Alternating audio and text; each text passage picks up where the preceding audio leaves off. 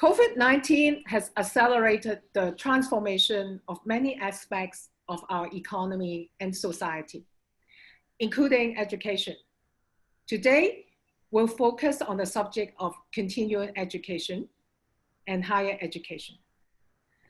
We shall have two panels and a final Q&A session.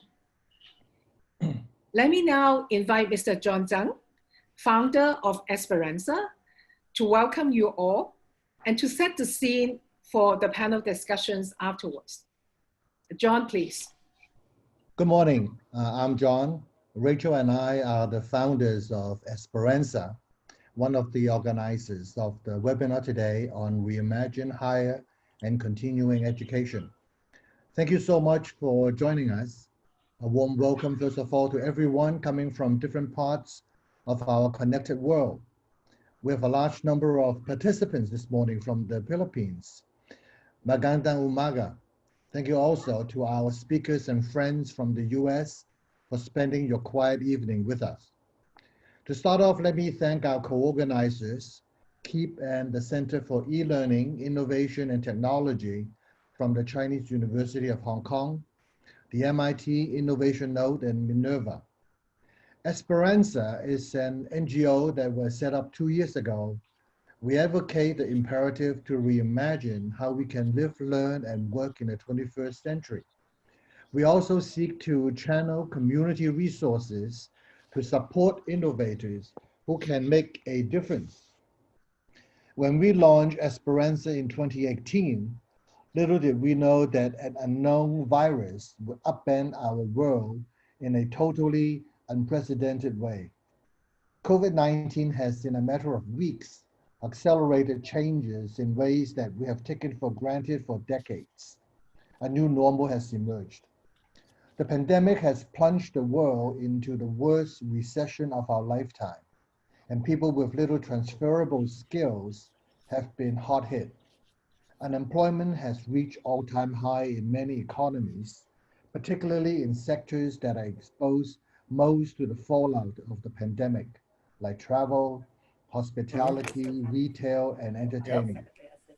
Many manual jobs have been automated by necessity, and they will unlikely return. At the same time, there is rising demand for talents to help navigate the digital transformation. Businesses and governments are now confronted with the need to upskill the workforce, an imperative that has hitherto been put on the back burner. The need for reskilling is not confined to technology. The pandemic has also demonstrated the importance of soft skills that are crucial for surviving in a volatile, uncertain, complex, and ambiguous, otherwise VUCA world. Chief among these skills are creativity, collaboration, courage, empathy, resilience, and leadership.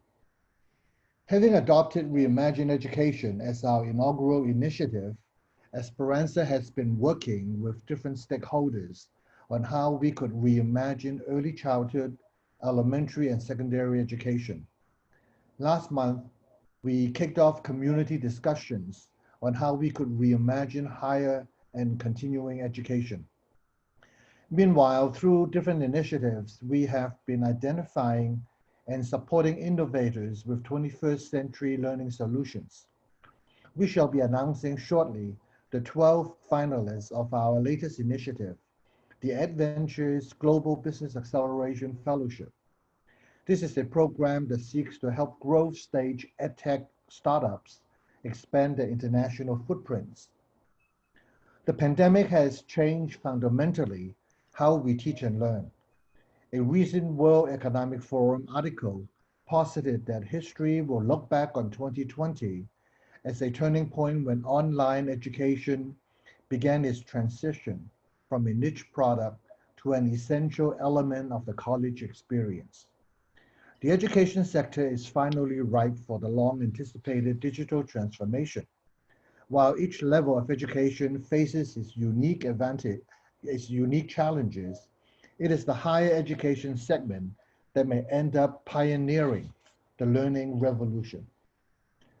Tertiary education institutes are particularly suitable to lead the change because the students are both mature enough to handle the rigors of online work and technologically savvy to navigate new platforms. Some universities have already announced that the current academic year will go entirely online.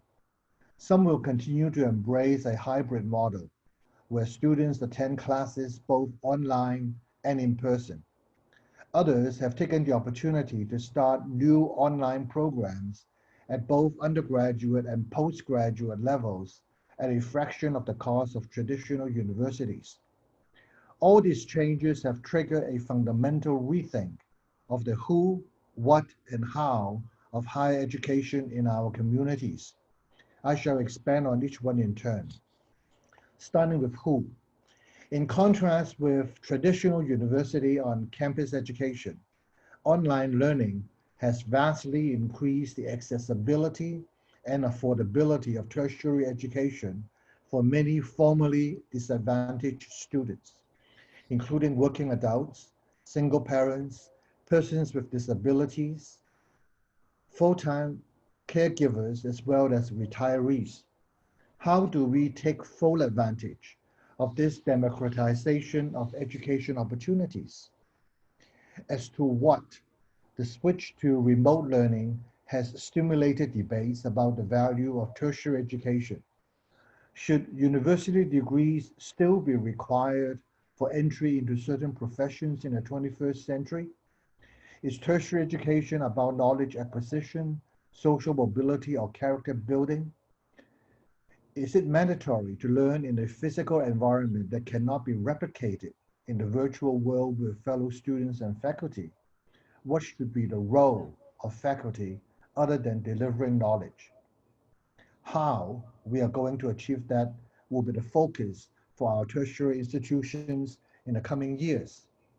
Going completely digital is a lot more just replacing what teachers have always done with textbooks and whiteboards with online platforms. Remote learning will actually impact each and every aspect of tertiary education, from admissions, pedagogy, assessment, quality assurance to business model. If knowledge can travel easily around the world, should education institutes not step up collaboration with one another across different time zones, across different disciplines? Would it make better sense for individual education institutes to focus on areas where they can excel? What could we learn from disruptors such as Minerva? What makes the discussion on higher education even more intriguing is the debate on the relevance of a university degree, the issue of degree inflation, and the future of vocational education. More and more top employers in the US and Europe are ditching the degree requirements because they realize that a degree is now neither necessary nor a proxy for the skills that they need. Some have already resorted to their own alternatives. Tech giants are offering a wealth of online digital skill courses, many completely free of charge.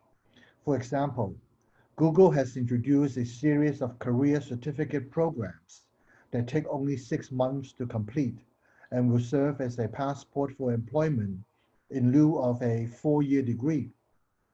Techie Academy, the winner of our own Esperanza's Reimagine Education Challenge last year, is offering something similar.